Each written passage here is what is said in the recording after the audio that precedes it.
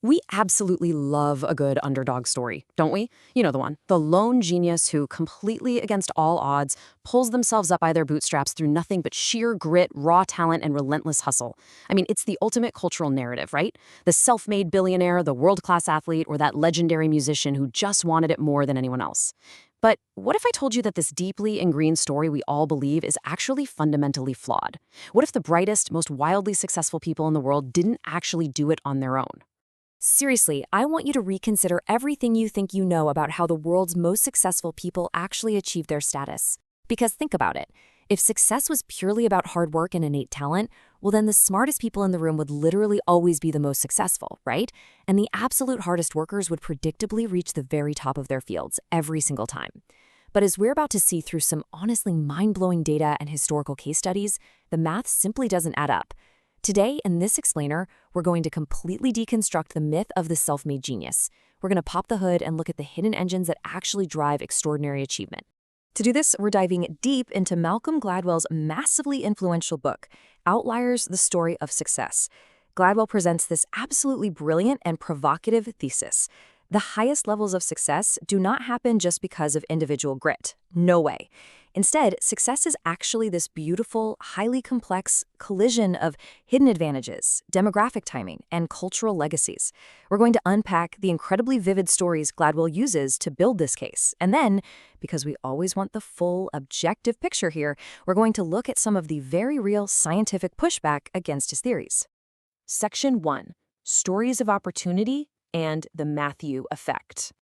Okay, let's travel for a moment to the freezing ice rinks of Canada to look at the fascinating and honestly kind of baffling roster of an elite youth hockey team.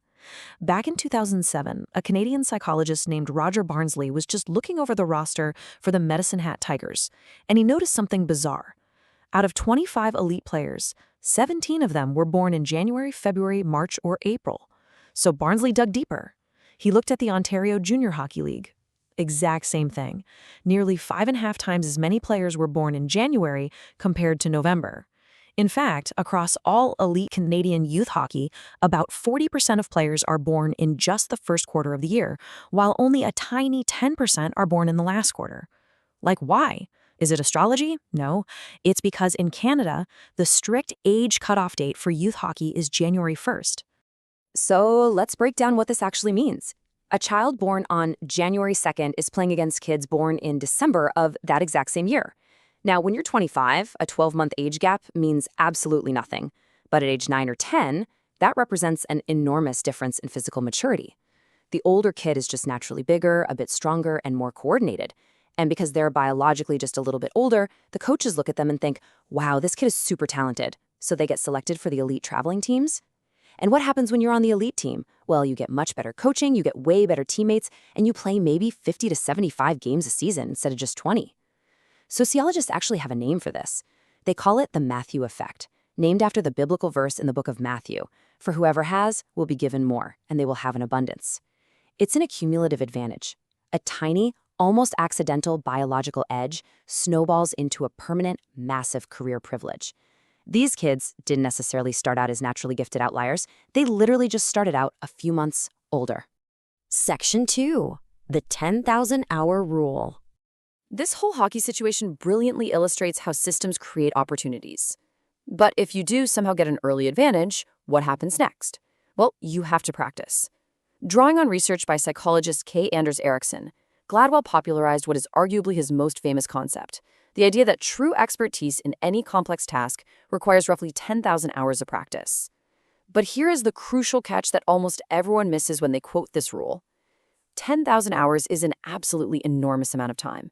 It is roughly 5 years of full-time, 40-hour-a-week work.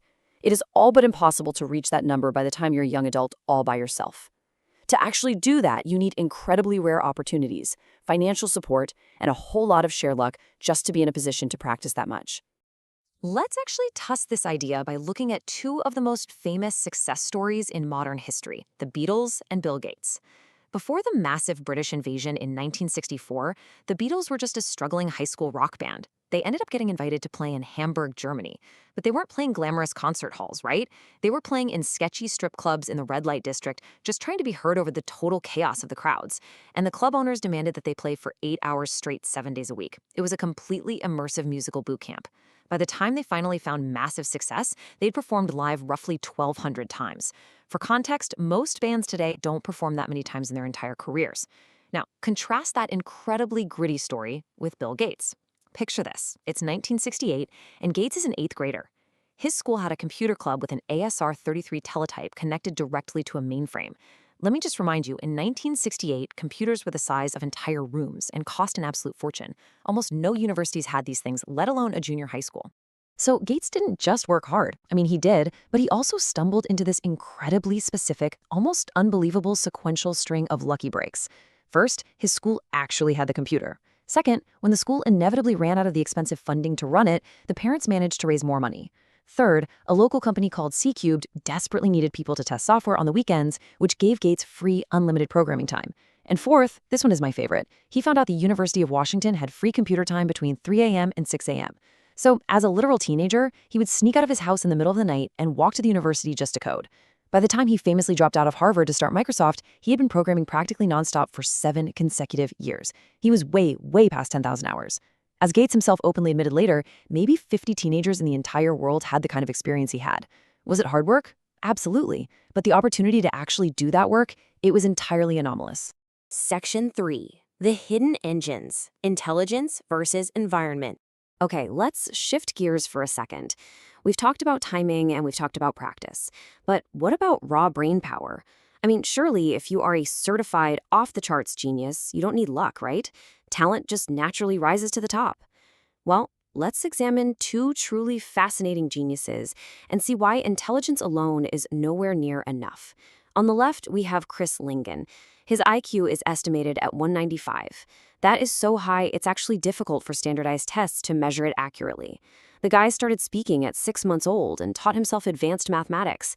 Yet, Langen spent much of his adult life working as a bouncer and living quietly on a farm, having virtually no impact on the academic world whatsoever. Why? Well, it comes down to his environment. Growing up poor, he faced constant hurdles. At one point, his mother missed a deadline for his financial aid, and his college just instantly revokes his scholarship. Later, a professor coldly refused to accommodate a minor change to his schedule, leading Langen to drop out entirely. Now contrast his story with Robert Oppenheimer, the brilliant physicist who famously led the Manhattan Project. Oppenheimer also faced a massive, massive crisis in college.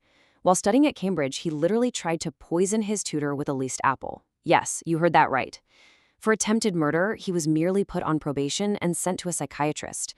Yet, just a few years later, despite having basically zero administrative experience and a highly troubling background, he successfully charmed a U.S. Army general into giving him total control of the most important scientific project of the 20th century. So you have to ask yourself, how did Oppenheimer get away with attempted murder and become a world-renowned leader, while Langen's entire academic career was permanently derailed by a single missed financial aid form? The answer Gladwell points to is practical intelligence. This isn't your IQ, this is your social savvy. It's the street smarts to navigate authority, read social situations perfectly, and basically get exactly what you want. And crucially, it's a skill set heavily influenced by your class upbringing. Oppenheimer was raised in a wealthy Manhattan family. They deliberately taught him how to negotiate, to feel a deep sense of entitlement, and to treat authority figures as peers who could be reasoned with. Langen, on the other hand, was raised in deep poverty. He was taught to distrust authority entirely and simply never learned how to advocate for himself in bureaucratic systems. The harsh reality here is that raw intellect is utterly useless if you don't have the social tools to express it and literally force the world to listen to you. Section 4. The Roseto Mystery. The power of community. Now, it's not just about individual upbringings and parents. Entire communities and cultural legacies act as these massive, hidden engines of success, and even of human health. To really explain this, we need to visit a small town in Pennsylvania called Roseto. Back in the 1950s, an absolutely astounding medical mystery caught the attention of a doctor named Stuart Wolfe. In this town of Roseto, which was founded mostly by Italian immigrants, virtually no one under the age of 55 died of a heart attack. Now keep in mind, this was the 1950s. This was an era when heart disease was an absolute epidemic across America. But in Roseto, For men over 65, the death rate from heart disease was literally half the national average. When researchers started digging into the medical records, they were stunned. As sociologist John Brune famously noted, there was basically no suicide, no alcoholism, no drug addiction, and very little crime. He just said, these people die of old age. That's it. Naturally, the doctors immediately assumed it had to be a magical Mediterranean diet or some incredible lucky genetics, right? Well, they were completely wrong. The residents of Roseto cooked with heavy lard. They ate massive pizzas piled high with sausage. They smoked heavily, and they definitely did not do morning yoga or jog. The secret to their incredible health wasn't physical at all. It was sociological. The residents of Roseto had essentially recreated the tight-knit, deeply egalitarian village of southern Italy right there in Pennsylvania. They routinely lived with 3 generations under one single roof. They had 22 distinct civic organizations in a town of just 2,000 people. They always stopped to chat in Italian on the street, and they constantly cooked massive meals for each other. This profound sense of community, this deep connection, and the total lack of social isolation created a literal biological shield against the stress of the modern world. Their culture literally protected their hearts. Section 5, A Grain of Salt, the Scientific Pushback. All right, so Gladwell is obviously a master storyteller, and these narratives we've covered, from the Canadian hockey players to the Beatles to the town of Roseto, they are incredibly compelling. But as critical thinkers, we must look at the actual science and take some of these sweeping claims with a grain of salt. Educational organizations and prominent researchers have definitely pushed back against outliers, noting that Gladwell often relies heavily on anomalous, cherry-picked anecdotes rather than flawless social science. For example, critics point out that the Beatles weren't just great simply because they played for 10,000 hours in Germany. They were great because they were aesthetically and culturally revolutionary. They invented entire genres of popular music. And artistic originality is often the exact opposite of endless rote practicing. Furthermore, the very scientist who conducted the original 10,000-hour research, Anders Ericsson, has publicly stated that Gladwell somewhat misinterpreted his work. A major part of this critique involves something called the monotonic benefits assumption. It's a fancy term, but it basically describes the deeply flawed premise that identical deliberate practice yields identical skill levels for everyone. Essentially, the idea is that if 2 totally different people each put in 1,000 hours of practice, they should be at the exact same level of performance. But as anyone who has ever played a sport or learned an instrument knows, skill acquisition research absolutely shows this is never the case. People progress at drastically different rates. Genetics, your innate talent, and crucially, the specific quality of that deliberate practice all play a massive role. Factors that the very strict, catchy 10,000-hour rule mostly ignores. Ericsson himself noted that 10,000 hours was really just an average of the best group of musicians in his specific study.